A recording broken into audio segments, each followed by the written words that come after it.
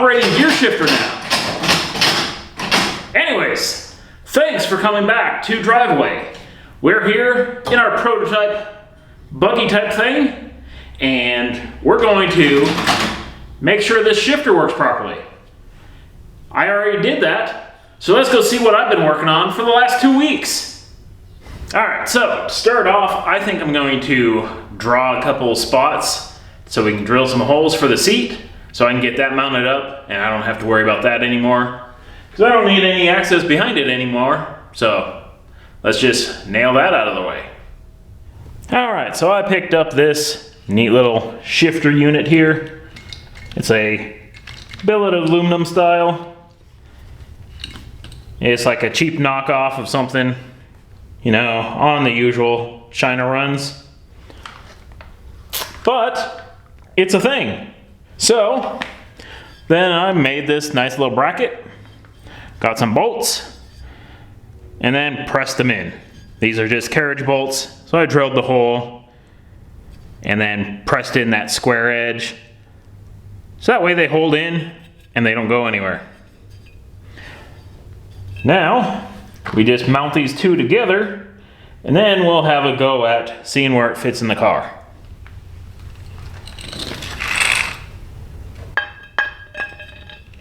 All right, so it's going to be lightly difficult to see, but we just need to start shoving this thing in here.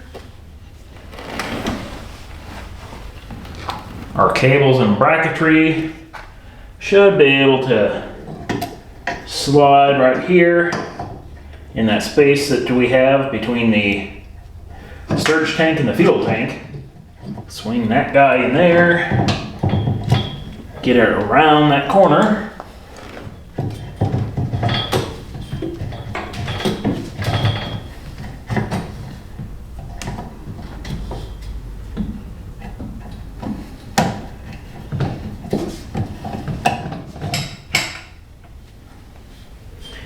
And we should be pretty good business there. Thinking we're gonna have to go about there. I'll have to get in the thing and see where she lines up.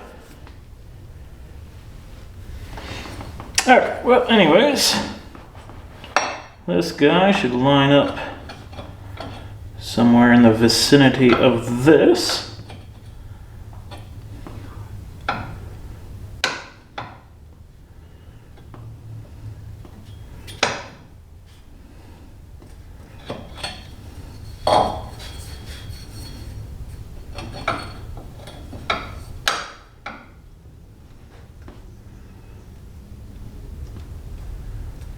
So a little something like that.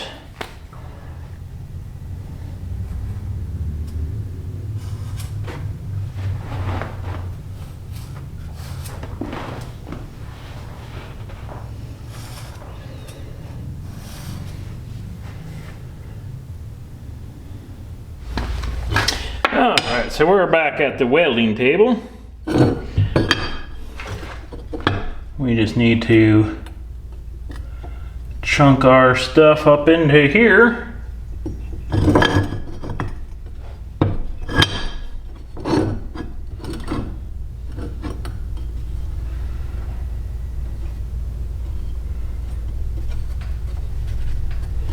Got a good mount point on that.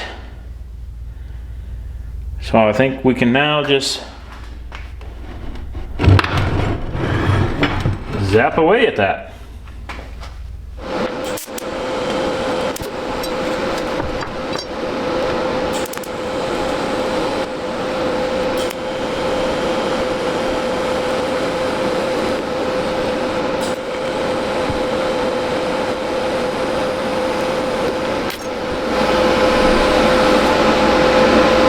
Definitely not going anywhere. All right, so before we start welding our pieces in, I need to remove this diagonal bar. It's kind of in the way from running the gas pedals. I like it, but it's gotta go. So I'm just gonna make it go. I'll probably come in with a brace right in there, maybe one right in there at the front to triangulate it in, and that'll be close enough. We might end up with another bar across depending on where my heels hit, but in all actuality, I might just mount something onto the floor so we got something there. So anyways, I guess let's get hacking. All right, so we got our new reinforcement corner kind of thrown together.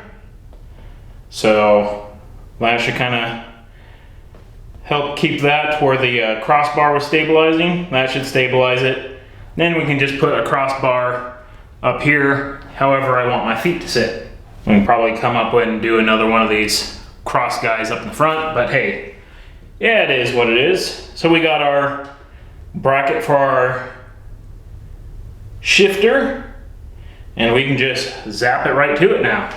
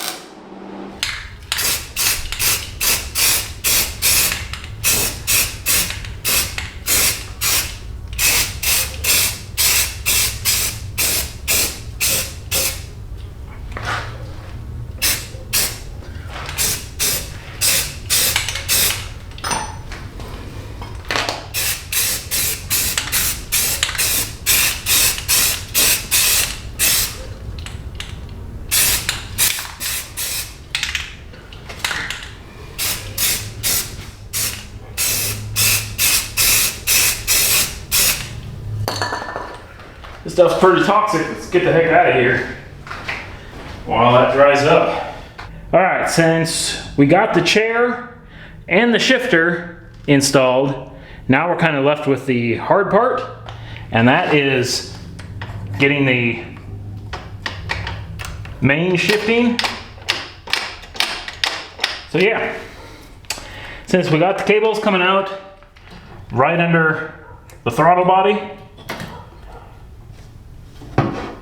we'll have to figure out how to mount something in that vicinity, but I think we can aim something kind of weird, something like that.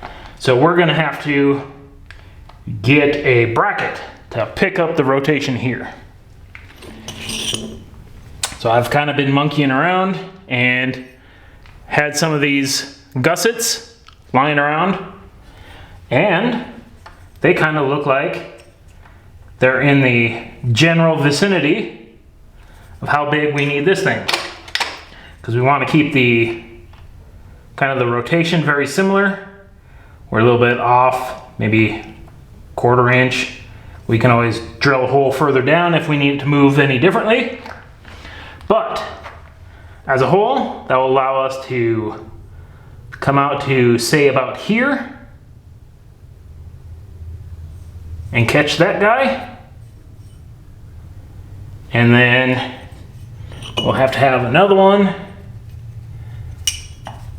kind of up on a higher plane over about yay distance to catch the other one.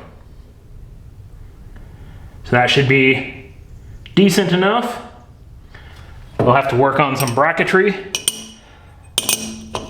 I'm going to drill these out all identical, so that way we can sandwich our links in between and we'll have a super stout bracket. That'll be nice. I've got a couple bushings to go with that. Kind of the brass bronzy bushing. So that'll be good there. And I'm probably going to work my way through with this square tube. Probably have to stack one or two onto this bracket that's down here. And then we can come over and pick up this bolt spot on the engine block. Probably go with another bracket or something. We can get something zapped in there. So that's what we're going to attempt to do. I need to start chopping on this stuff and get setting this in. So hopefully we'll have a bracketry surface. All right, so it's going to be a tad bit difficult to see, but we've got this crossbar right here. It's 3 of these bars high. These are like 3/4 inch bars. Come straight up here, and then there's this bolt hole in the side of the engine block. So we're going to have to get a bracketry. We're probably going to do 2 bolts. So we'll get a bracket, an L bracket, hog a bolt into there, and probably weld a bolt straight upwards and drill a hole in the end of the bar. And then we can just slide the bar down and tighten it down. So that way we'll have to put that screw in first, and then we'll put that bolt in. All right, so this bar is mounted in pretty solid. It's not going anywhere. So then, pretty much throw on these little micro heims that I got. And then this bracketry will mount to some sort of standoff over here. That'll get it about there. That'll work pretty nice. And then this one will have a standoff kind of over here. So then that guy can essentially sit up there.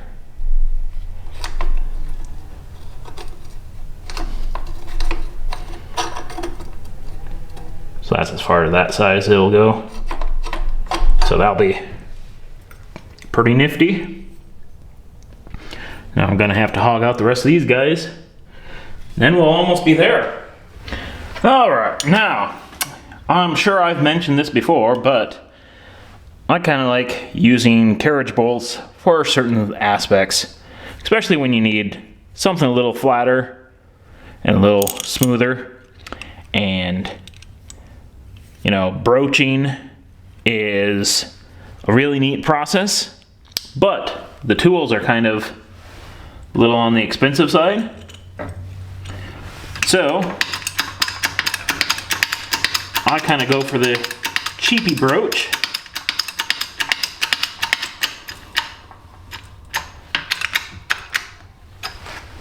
Which is pretty much just setting your carriage bolt in your mild steel.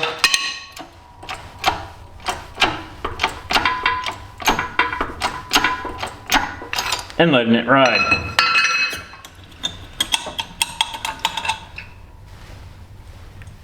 Then you get your carriage bolt mounted up. Perfect for bracketry.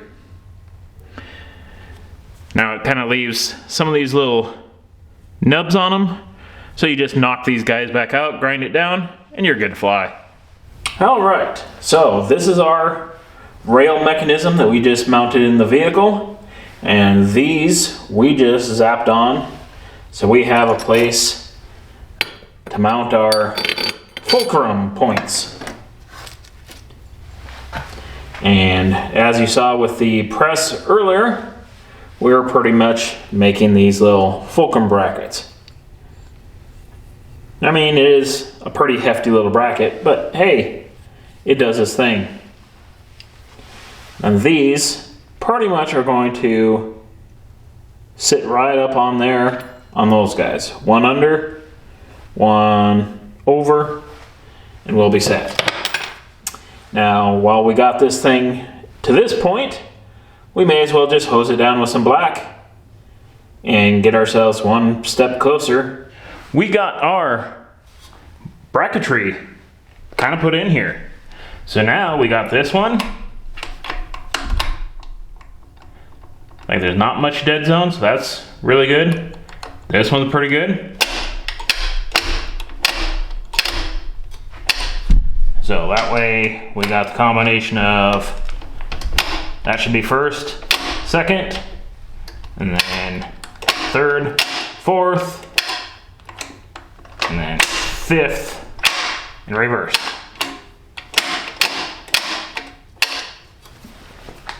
Should be pretty decent. So now that we got that, we need to figure out a way to get our actual shifting guys to those. All right, so after working on it for a few more days, I kind of came up with a plate here. It's a little bit of something. It should work, but essentially this is the little bracket tab that we had that went down on the engine block that the crossbar mounted to. And then this spot is down where the slave cylinder is for the transmission. So we should be able to tie those two spots together, kind of make a pretty rigid operation with some pretty thick steel, and it should be good enough for what we're doing. So I'm going to mount up our shifting aluminum piece to this and see where we go. All right, so basically we're like 2 weeks into this mess, and we finally got ourselves a spot where we have gear shifting. Now, last time I had the camera on, we had this linkage up at this bolt. But, as I found out, this specific shifter is opposite direction for the up and down. So you would have had to shift it quasi backwards. First would have been where second was, and then second would have been what first was, and that's kind of a mess. So the side to side between the clusters was just fine, so we were able to leave it just like that. And then we had to come over, weld on a new section on this side, hog a new hole, and mount our clevis guy right in there. So now this gives us plenty of room. I'm not a super big fan of the little bit of slop that's over here in this guy. So I'm probably gonna find some way to tighten that up. This one up here isn't too bad. A little bit of slop in our fulcrum, but we can add a couple shims in there. Our fulcrum down here is pretty decent. So yeah, all in all, we're doing pretty good-ish.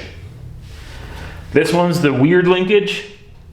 Got a little bit of a bend in it just to make it so we don't bind our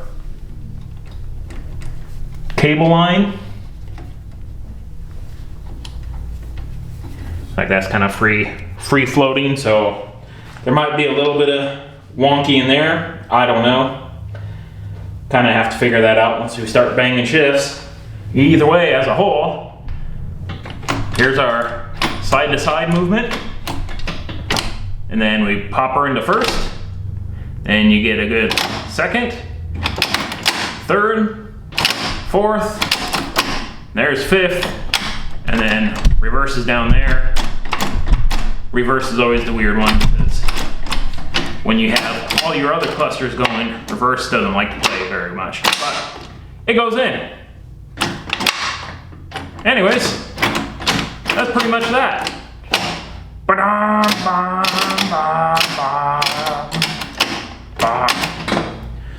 I sense some misshifts in my future, but that's gonna require a little bit of tweaking and adjustment, but I think we'll be doing just fine on that aspect. Anyways, this is definitely gonna have to wrap it up because this video should have been done a week ago. But kind of got to do what you got to do to get stuff done in the time that you have. Anyways, thanks for stopping by and watching. Hopefully, you'll come back to see us again later.